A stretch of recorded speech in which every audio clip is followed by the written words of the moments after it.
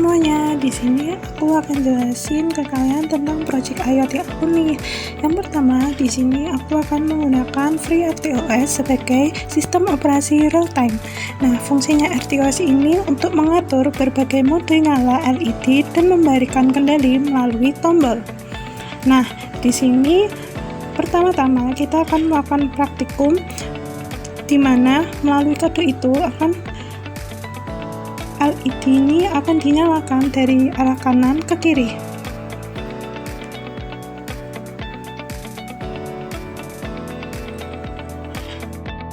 Untuk percobaan yang kedua, kita akan mengubah kode sehingga LED akan menyala dari arah kiri ke kanan.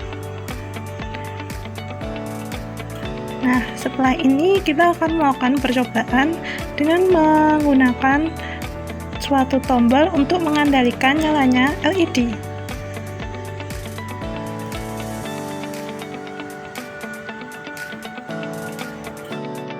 Nah, di percobaan LED ketiga kita ini, kita akan menggunakan kode baru dan menggunakan sebuah button. Nah, di sini nanti kita akan mengklik beberapa button untuk mengendalikan nyala sebuah LED.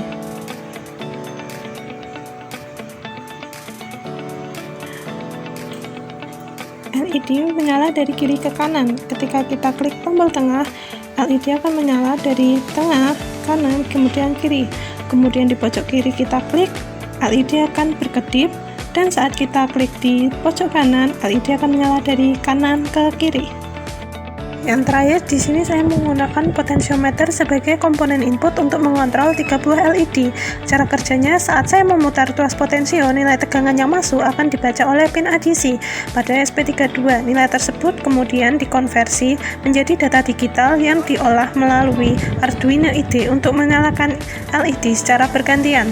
Bisa dilihat pada video, seiring dengan perubahan nilai potensio, nyala LED merah kuning hijau juga ikut berubah yang menunjukkan sistem berhasil merespon input secara real time.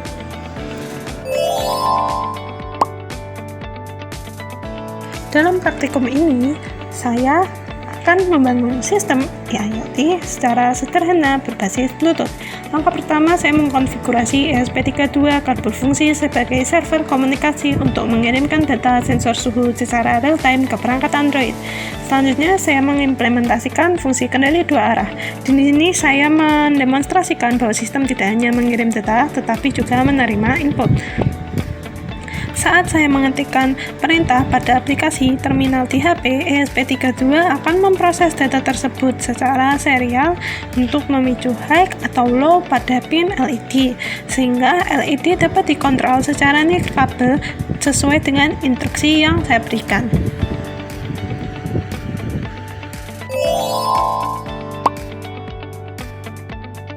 Di sini saya melakukan praktikum kontrol akses menggunakan teknologi identifikasi frekuensi radio.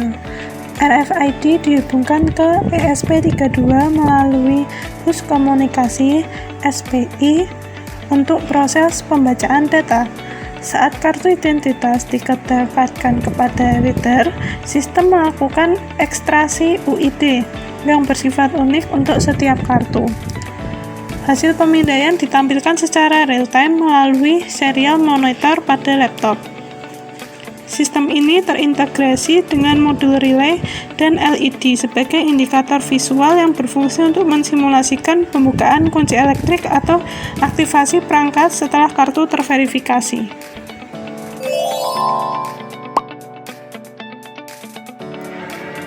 Pada bagian ini kita akan melakukan kontrol relay dan monitoring via Wi-Fi atau web.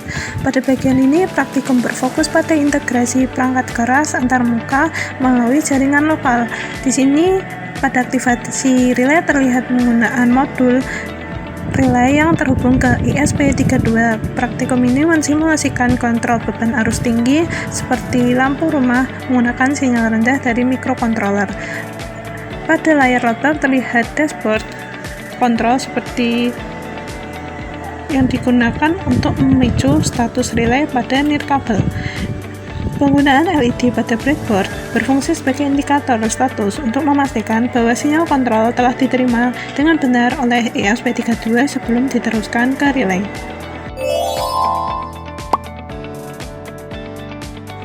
Pada praktikum ini, kita akan mendemonstrasikan IoT melalui antarmuka berbasis web. ESP32 dikonfigurasi sebagai web server lokal yang menghosting halaman antarmuka pengguna.